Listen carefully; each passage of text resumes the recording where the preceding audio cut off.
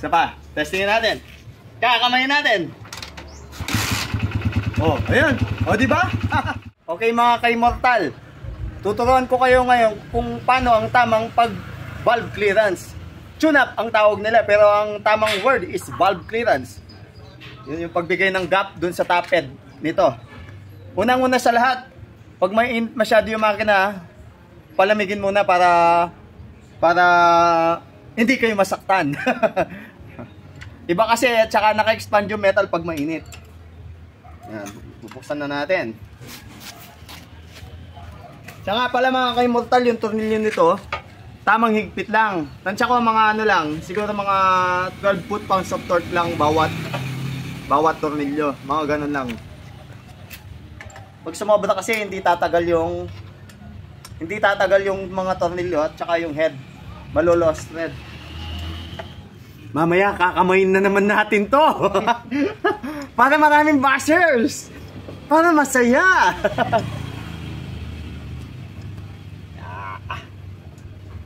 Yan. Medyo mainit pa pero maligamgam na. Oh, gusto nyo dilaan ko na naman? Hindi pwede, masakit. Init siya eh.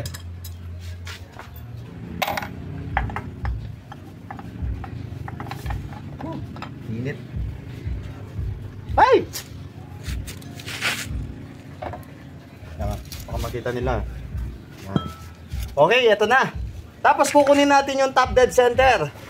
Yung piston, yun yung pinakataas niya. Yung gitna ng compression and power stroke. Kahit wag na natin tignan yung timing mark, dito lang makukuha mo na. Same lang dun sa pag-kick.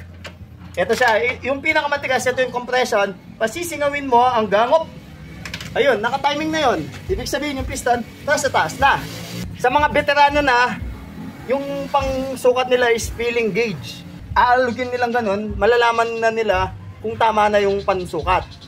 Pero standard tayo. Ang gagamitin po natin na pillar gauge, pasensya na kayo, luma na. 0.07 sa intake, 0.10 sa exhaust.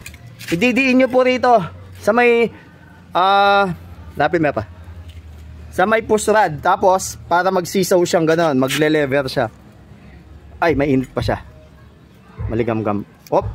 Ibig sabihin maluwang na po mga ka-immortal. Dapat ito medyo kapit na gano'n. Suwabe ang kapit. Parang relasyon yan.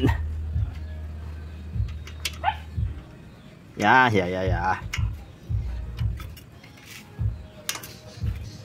Maluwang na nga ng konting-konti.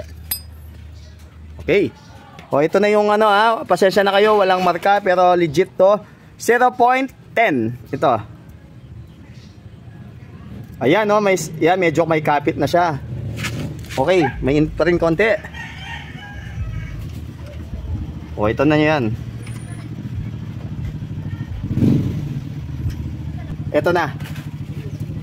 Yan Swabing swabe mga ka-immortal. Kinakagat niya Yan. Ayan mga ka-immortal, swabing swabe. Kumakapit siyang ganun Pero madali lang siyang ipasok na kumakapit ganun.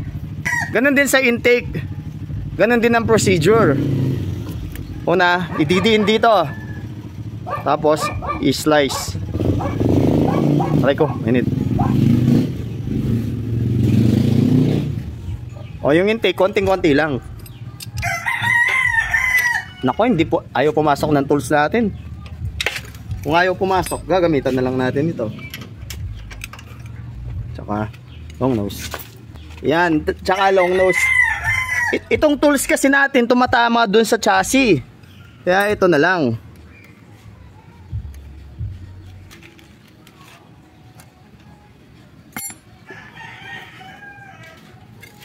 Ididin dito, tapos i-slice dito. Kailangan swabe ang kapit. Sumobra.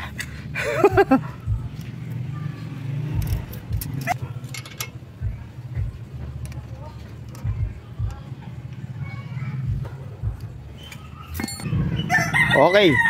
Ito na. Ayun papasok siya. Tapos swabe lang Okay na po niyan. Automatic. Yan ang basic na pag-valve clearance sa TMX 155. Ito po TMX 155 po ito Baka sasabihin nyo na naman, China o Supremo to. Wala po siyang starter, ha? Gusto niyo, buksan pa natin yung piston para malaman nyo na 155, eh. O, tapos i-close na natin. Woohoo! Sa mga nagre-request po na kamayin ko yung TMX 155 contact point, pagbibigyan ko po kayo pag may nagpagawa. Hindi natin ipapakita ang ganun na hindi naman natin kinondisyon. Siyempre, mapapaya ako. I-start ko ng kamay tapos hindi na ako kondisyon. Kailangan ng kondisyon at gawa natin. Diba? Ay, nahulog. Pag nahulog, punasan lang po. Para hindi makontaminate. Para germ-free. Tapos, gagamitan po natin, higpitan po natin ng sakto lang. Hindi sobrang higpit. Ang paghigpit, naka-sequence. Konting pihit dito, at kabila rin konting pihit. O, tapos, babalik ka rito. Yung tamang higpit lang. Ito lang po tamang higpit dyan. Yan, o. O, yun lang. Hindi masyadong mahigpit. Saktong-sakto lang. Kasi, madali pong ma-lost thread itong mga to. Maliit na tornilyo lang kasi sila. Ayan, ganyan lang, oh. Oh.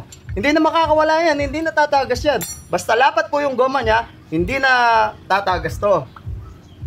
Mas mauna ka pang tatagas. Kasi nag-chicks ka. Joke lang. Ha, okay. Check natin mga ka-immortal. Ito yung susulo. Okay. Mga ka-immortal, kakamay na naman natin. Papakita ko lang sa inyo na madali po siyang i-start. Kaya kakamayin ko for demonstration lamang po. Ha? Ano gusto nyo? Paano yung gamitin ko? Yun, o. Napahiya.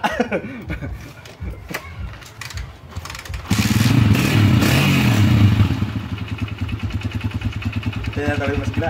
Good clearance na yan. Meron itong valve na okay na yan. Pwede niya talaga. Pwede na yan talaga. Okay. Isa pa. Testingin natin. Kakamayin natin. Oh, ayun. Oh, di ba? Sana may natutunan kayo mga ka-immortal. Ito po ang inyong lingkod, Joel Mascareñas. At ito po ang mayari na walang sawang binibisita pa ako para magpagawa. Ang daming mekaniko sa kanila. Bakit di siya doon na magpagawa? Okay, bye-bye!